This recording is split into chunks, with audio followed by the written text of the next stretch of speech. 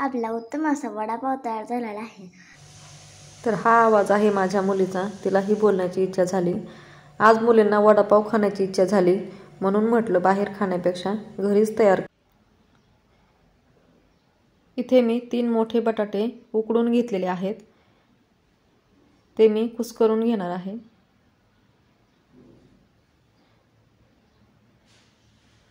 कढई ठेवलेली आहे गॅसवरती, त्यामध्ये तेल टाकलेलं आहे। त्यामध्ये टाकूया 1 चमचा जिरे, बारीक चिरलेला कढीपत्ता,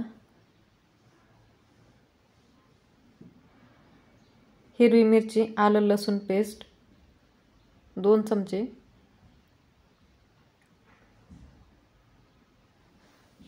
परतून घ्यायचं व्यवस्थित। थोडीशी हळद, चवीपुरतं मीठ,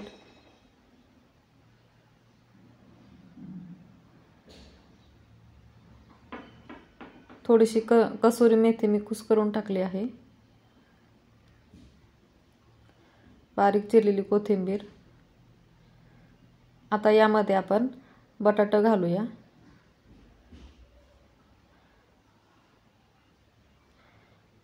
बटाटा व्यवस्थित मिक्स करून घ्यायचं। बटाटा आपल्याला शिजवून नाही घ्यायचं, फक्त मिक्स करून घ्यायचं आहे, व्यवस्थित हलवून घ्यायचं एकजीव होईपर्यंत।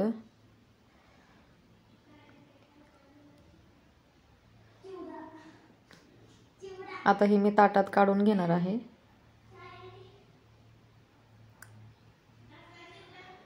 इथे मी 1 वाटी बेसन पीठ घेतलेलं आहे, थोडंसं लाल तिखट, थोडंसं मीठ, थोडासा खाण्याचा सोडा आहे, 1 वाटी पाणी। हे मिश्रण व्यवस्थित मिक्स करून घ्यायचं। आता याचे आपल्याला छोटे छोटे वडे करून घ्यायचे आहेत।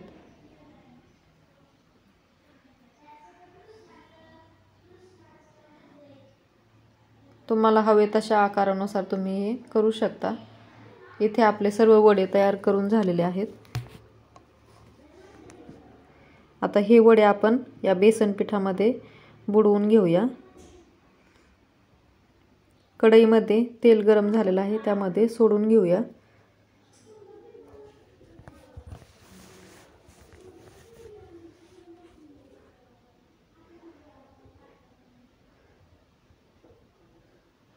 बारीक गॅसवरती वडे लाल होईपर्यंत तळून घ्यायचे।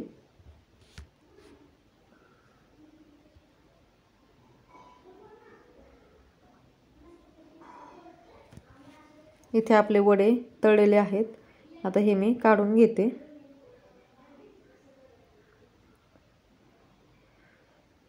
आता या राहिलेल्या बेसन पिठाची मी थोडीशी बुंदी करून घेणार आहे, ती बुंदी आपल्याला चटणीसाठी लागणार आहे।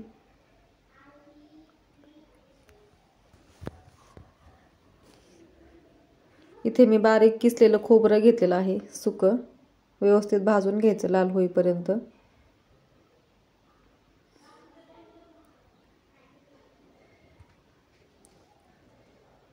मिक्सरच्या पॅनमध्ये काढूया थंड झाल्यावरती।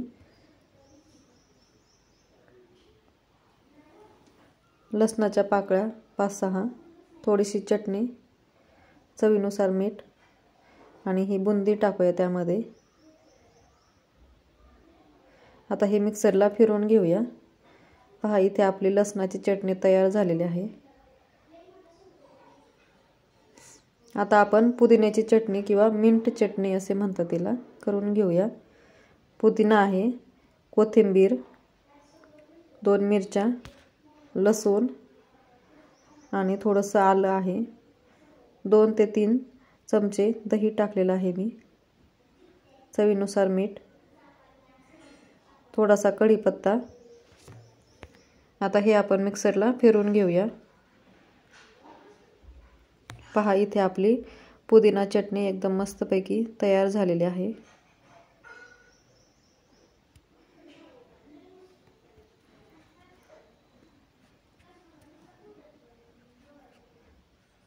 खायला खूप छान लागते ही चटणी। आता इथे मी पाव घेतलेला आहे, पाव असा अर्धा करून घ्यायचा। त्यावरती आपण टाकूया पुदिना चटणी, पसरून घ्यायची.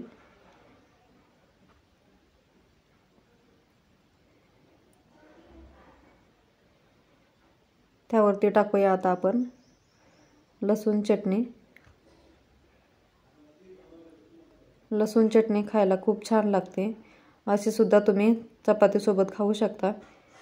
आता यावरती ठेवूया आपण हा वडा. पहा, एकदम मस्त असा आपला वडापाव इथे तयार झालेला आहे. रेसिपी कशी वाटली? आवडल्यास व्हिडिओला लाईक करा आणि चॅनलवर नवीन असाल तर चॅनलला सबस्क्राईब करा.